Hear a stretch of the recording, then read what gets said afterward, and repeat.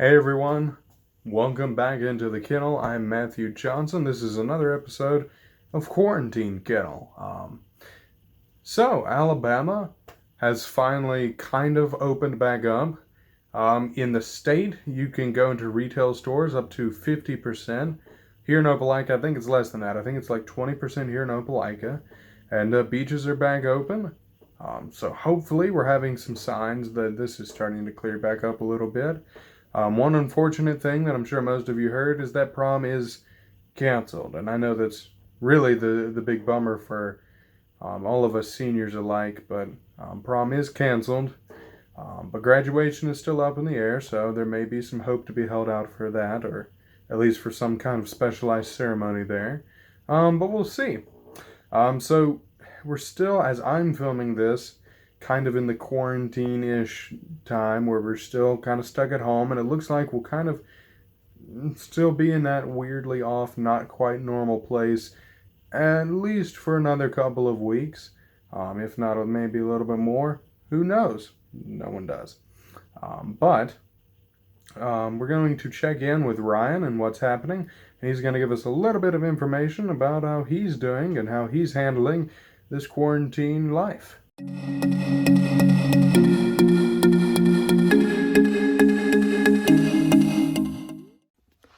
Hello everybody and welcome to What's Happening. I'm your host Briley Gregory, and later in the show I will be joined by my normal co-host Ryan, and he's a little bit emotional. He's just really bored, but that's okay. So we do actually have some announcements for y'all this week. First of all, we do want to let y'all know that prom is officially canceled. Now, we know this is sad for a lot of people and especially our seniors, so we are sorry. But on a good note, they're still selling yearbooks. So if you're interested in getting a yearbook, please contact Ms. Justice or any of the other yearbook staff. And for the last one, remember, if you need any food or anything like that during this time, remember, you can go to the high school from 11 to 12:30 and pick up your food. You have to be 18 years or younger, and remember, you have to be in the car. Well, that's really all we have for you today at What's Happening. We hope everybody has a safe and entertaining quarantine, and we will see y'all next year. Bye, guys.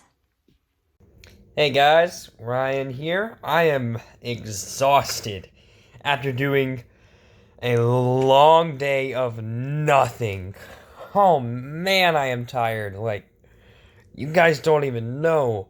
I walked to the fridge and, oh man, my legs are tired. And, I turned on the TV. Oh, I can't, my hands hurt. It was just so hard. Just a lot of doing nothing. My body is getting tired. Well, thanks for hearing my soapbox. I'll see you next week. Well, thank you, Ryan. I guess the quarantine can get to all of us. Now, one person who has been vigilantly fighting to get information out there is Ellis Royal. And so he has compiled some tips for you all. Now, I will warn you all in advance. I did say he was giving you information. I'm not promising that all of this isolation hasn't caused that information to be a little out of touch. So let's check in with Ellis and see what he's got for us. Hey guys, and welcome back to Totally Accurate, Helpful Information with Ellis Royal. This week I'll be talking about how to stop the spread of coronavirus and flatten that curve. Tip number 1. Hang out with as many people as possible. Groups of 10 or more are best because the coronavirus is scared of large groups. Tip number 2. Avoid washing your hands and hand sanitizer at all costs.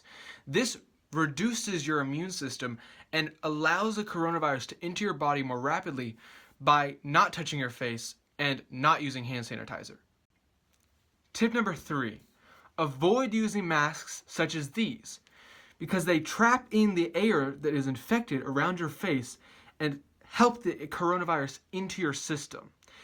If you're going to have to use one of these masks, make sure to remove it by touching the front of it like this and pulling it off. Don't touch the side loops because these are the most infected areas. Tip number 4. Drinking coffee is the best antibacterial you can have. And by using this, it cancels out all coronavirus in your house just by brewing a cup of coffee. Clean. Tip number 5, watch the Kennel. The more you watch the Kennel, the higher your resistance to COVID-19 is.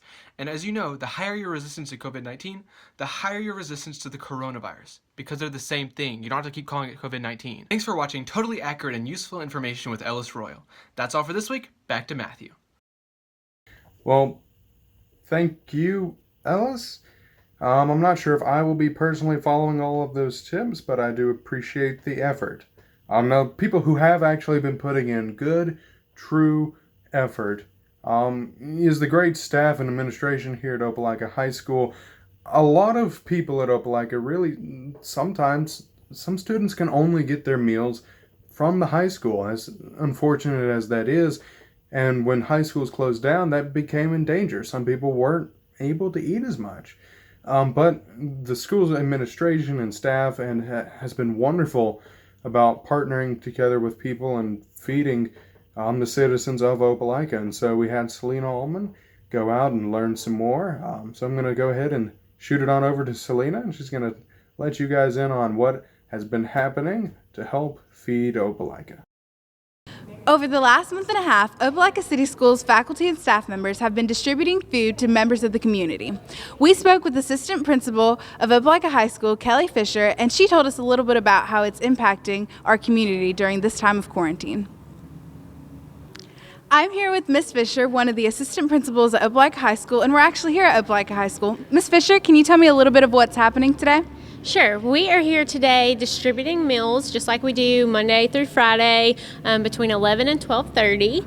And anybody who is 18 or under can come and get meals. We're serving breakfast and lunch, and you pick it up for however many students or children 18 and under that you have in your vehicle. Can you tell us different places that you can get food aside from Opelika High School? Sure. So, of course, there is here at Opelika High School. Opelika Learning Center is distributing meals Monday, Wednesday, and Friday. And then Carver Primary School is distributing meals every day. And then there are also some off-campus neighborhoods where food's also being distributed. Okay, can you tell us how many meals you guys have actually distributed to the community? Sure. So the latest number that we've gotten is 14,500 meals. How do you feel like this is impacting the community in a positive way? Well, I think it's really impacting the community just because it gives us some sense of normalcy. You know, typically we would be in school right now and we would be getting lunches, and this provides, you know, a little bit of just what students would have on a normal basis. And also it's just been really great seeing the response from the community, and also seeing how our awesome faculty and staff members have just come out in droves and been so happy to volunteer to come and serve these meals and get to see some of our students. And it's really been a morale booster, I know for me, just to be able to get out of the house and see some people that I haven't seen in a while. We miss y'all a whole lot. If you or someone you know is in need of meals, you can stop by Opelika High School or Carver Primary Mondays through Fridays, or Opelika Learning Center Monday, Wednesdays, and Fridays, all from 11 to 12:30. For the Kennel, I'm Selena Ullman. All right, well, thank you, Selena. Hopefully, if some of you need that and didn't know about it, you can go ahead and take advantage of that. So, for now, for another week, I'm Matthew Johnson. And on behalf of all the cast and crew who work tirelessly on the Kennel for you all, thank you for watching. Stay safe. God bless. Go Dogs.